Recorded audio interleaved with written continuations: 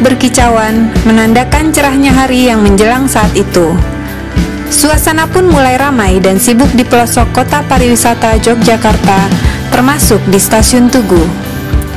Loko-loko mulai dipersiapkan dengan gerakan langsir untuk segera memulai menarik setoran dari para penumpang.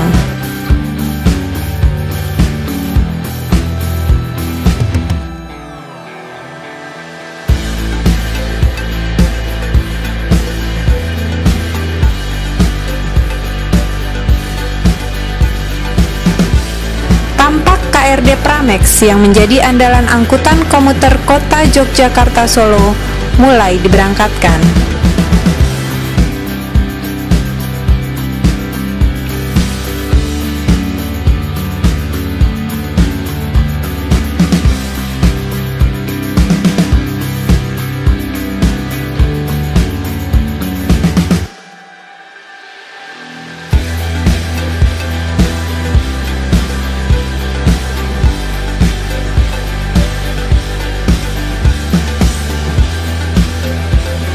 Stasiun Besar Tugu Yogyakarta yang menjadi titik pemberangkatan Tour and Trekking majalah KA merupakan stasiun khusus yang diperuntukkan untuk penumpang kereta api kelas eksekutif dan bisnis.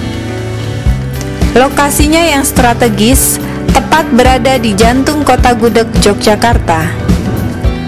Stasiun ini bisa dibilang sebagai mesin uang PT Kereta Api Daop 6 Yogyakarta. Pasalnya, banyak kereta api lintas selatan yang berasal dari Jakarta maupun Surabaya singgah di stasiun ini. Para turis asing maupun lokal ternyata lebih banyak menggunakan kereta apabila ingin masuk ke kota Yogyakarta.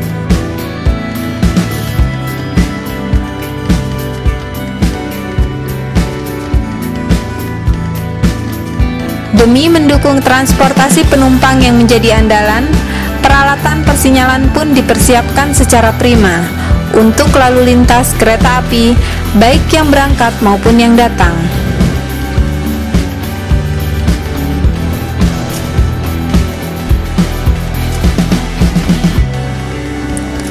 Tidak hanya itu, tak jauh dari Stasiun Tugu, tampak Dipo Lokomotif Yogyakarta dengan armada-armadanya seperti lokomotif CC201, 203, dan 204 mulai mempersiapkan diri.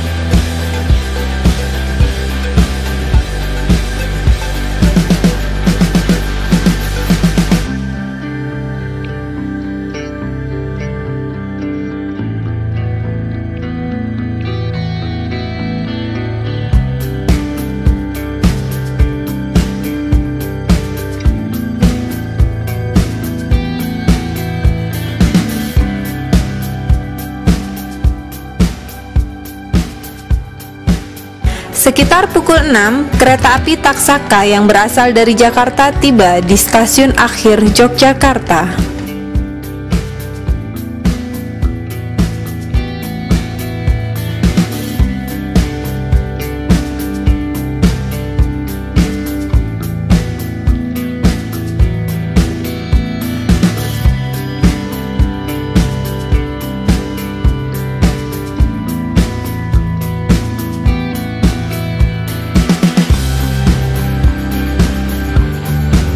Para penumpang pun beramai-ramai menuruni kereta tersebut.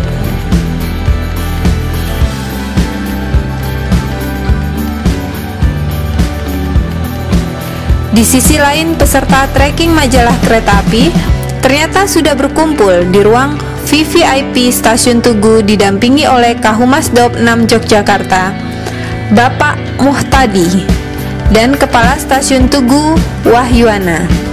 Wilayah panjang kurang lebih 261 km dan kebetulan dari wilayah barat itu stasiun Telat yang sekarang sudah dilakukan sampai dengan 1 km. Seremonial kecil untuk pembukaan trekking majalah KA kali ini pun dilakukan di sana. Sekilas, Kahumas Daop 6 Yogyakarta menceritakan sedikit gambaran kepada peserta trekking tentang wilayah yang dikuasai saat itu, baik mengenai keunggulan maupun ciri khas dari Daop 6 Yogyakarta. Para peserta Tour and Trekking Yogyakarta kali ini pun datang dari berbagai kota seperti Jakarta, Bandung, Sidoarjo, Surabaya, dan Yogyakarta. Setelah pembukaan selesai, kami pun bergegas menuju stasiun Lempuyangan. Beruntung sekali, pada saat di sana para peserta bisa menyaksikan aksi kereta api BBM yang mengangkut minyak dari stasiun Rewulu dengan rangkaian yang bisa mencapai lebih dari 20 gerbong.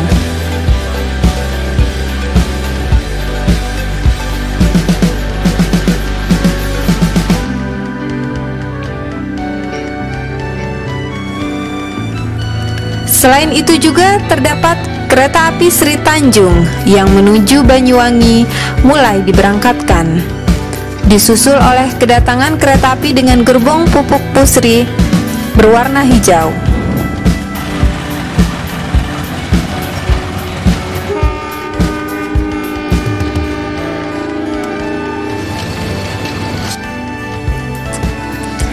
Sesaat setelah itu, kereta api Benggawan dari stasiun Senen pun kemudian tiba di stasiun Lempuyangan untuk menurunkan penumpangnya. Setelah puas memotret gambar di Lempuyangan, perjalanan para peserta pun dilanjutkan menuju BPPT atau Balai Pelatihan Teknik Traksi yang berjarak beberapa ratus meter dari stasiun.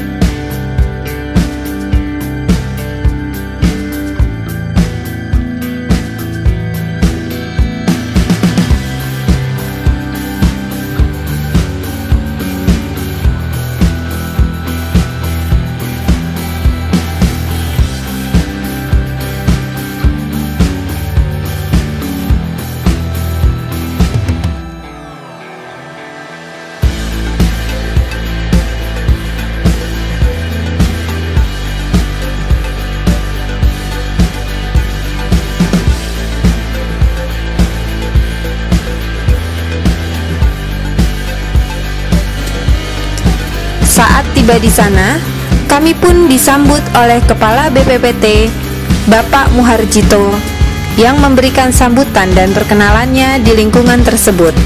Pemeliharaan sarana, jadi tidak semata-mata hanya masinis, tapi juga untuk yang bertugas di dalam coach belakang ya, kereta ataupun gerbong. Semuanya dilatih di sini untuk diberi bekal ataupun pengetahuan untuk bekal para pegawai di dalam melaksanakan tugasnya di lapangan. BPPT merupakan tempat sekolahnya para pegawai kereta api yang ingin menjadi masinis. Pendidikan di sini tergolong ketat karena menganut pendidikan semi disiplin militer. Selanjutnya, majalah KA dan rombongan diajak berkeliling mengunjungi workshop milik BPPT.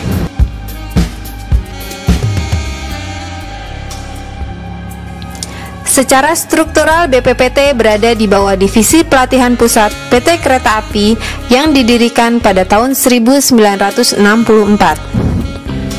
Awalnya tempat ini bernama DTC atau Diesel Training Center, dan kemudian tahun 1973 berganti nama dengan PPLD atau Pusat Pendidikan dan Latihan Diesel.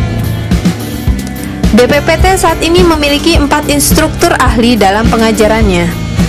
Tempatnya yang asri dan fasilitas penunjangnya yang lengkap menjadi salah satu penyemangat para calon masinis yang berlatih di tempat ini. Di sini untuk ada apa namanya awal secara lebih gas ya. Ya ini kalau terus gitu lah.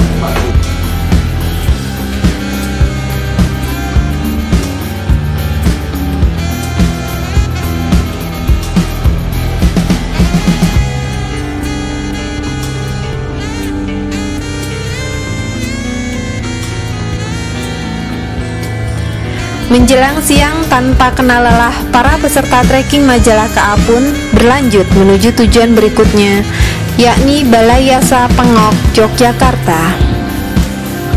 Di tempat inilah merupakan lokasi yang paling ditunggu-tunggu oleh para pesertanya. Pasalnya, tak sembarang orang bisa masuk ke bengkelnya lokomotif-lokomotif diesel Pulau Jawa ini. Mereka pun tampak antusias berkunjung ke dalam Balai Yasa. Memasuki pintu gerbang Balai Yasa Pengok, terlihat miniatur lokomotif CC227 yang menempel di sebelah kiri tembok.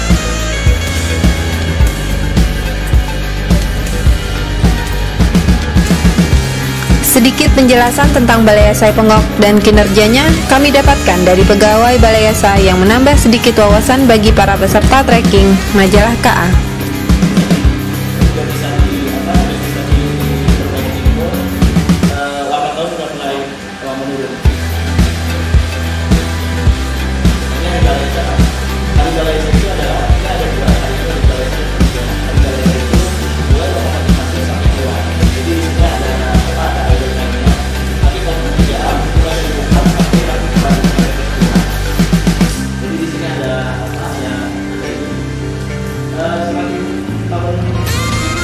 Kemudian acara pun dilanjutkan dengan berkeliling sekitar workshop yang menjadi pusat perhatian. Balai Yasa Pengok didirikan pada tahun 1914 dengan nama Belanda Central Workslats yang artinya bengkel pusat oleh perusahaan kereta api Belanda NISM.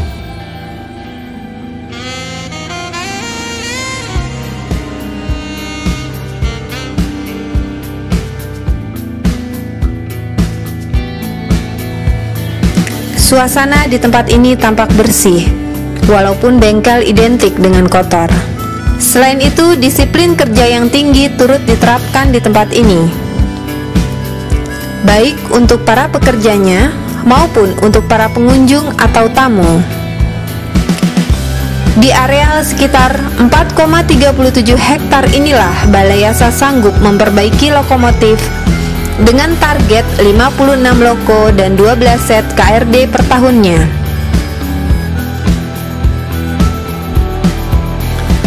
Kemudian perjalanan pun dilanjutkan ke tempat lain. Di sini terdapat heavy lift yang sedang mengangkat mesin generator keluar dari dalam badan lokomotif. Suara bising dari mesin kerjanya membuat kami kadang harus menutup telinga. Beberapa teknisi dan pekerja terlihat sibuk berkutat di mesin loko putih CC20313 milik Dipo Jatinegara, serta beberapa jenis lok lain seperti CC201 dan CC204. Kami pun berdecak kagum atas pekerjaan yang mereka kerjakan di Balai Yasa ini. Masih teringat ketika salah satu prestasi Balai Yasa ini sukses menyulap CC20339 dan CC201135 yang mengalami peristiwa luar biasa hebat di stasiun Gubuk. Di sudut lain, tampak seorang pekerja yang sibuk berkutat dengan mesin gerinda klep yang terus berputar untuk menghaluskannya sebagai pengaturan ruang katup bahan bakar lokomotif.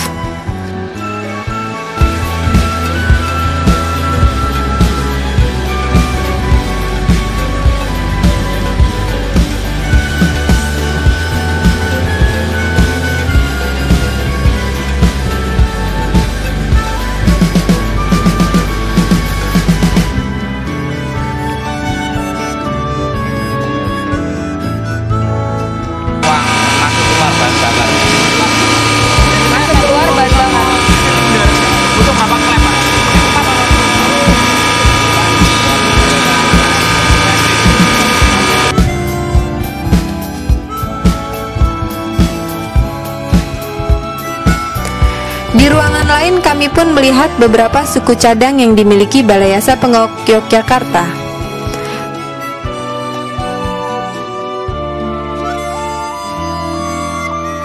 Di sana terdapat mesin transmisi Lok D301, generator siap pakai, roda dan perangkat pendukung lainnya.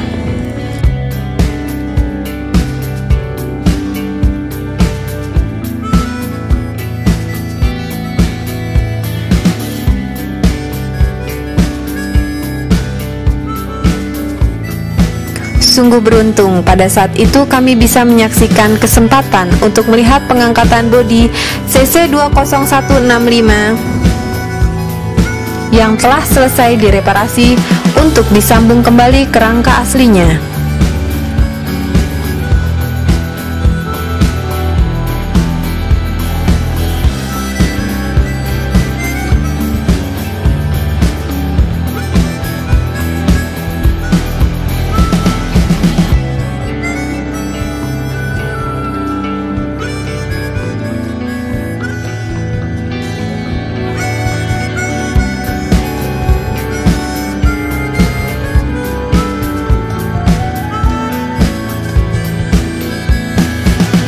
Beberapa KRD terlihat di sudut lainnya yang menunggu giliran.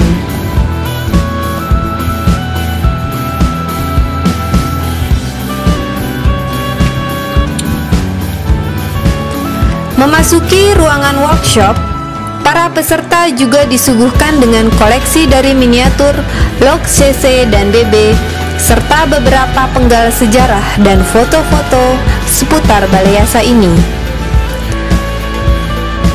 Matahari pun mulai meninggi membuat kami lelah berkeliling tempat workshop. Di saat menuju tempat peristirahatan, kami tertegun melihat patung manusia yang berbadan besar yang sedang memutar roda dan terletak tepat di depan kantor kepala Balai Yasa. Pada pondasinya tertulis motif power yang bermakna para pekerja Balai Yasa Pengok mempunyai kemampuan rasa percaya diri dan kekuatan untuk melakukan pekerjaan seberat apapun. Usai istirahat siang, kami pun melanjutkan perjalanan dengan berkeliling halaman belakang Balai Yasa. Di sana banyak terdapat loko-loko uzur yang sudah menjadi bangkai. Tak hanya itu, kami juga menemukan bangkai Lok Bima Kunting yang berasal dari Lok D100 serta deretan loko tua seperti BB200, BB300, BB301, BB303, BB304 serta beberapa KRD. Ada sekitar 19 unit loko DH dan 22 loko yang masih dalam tahap konservasi.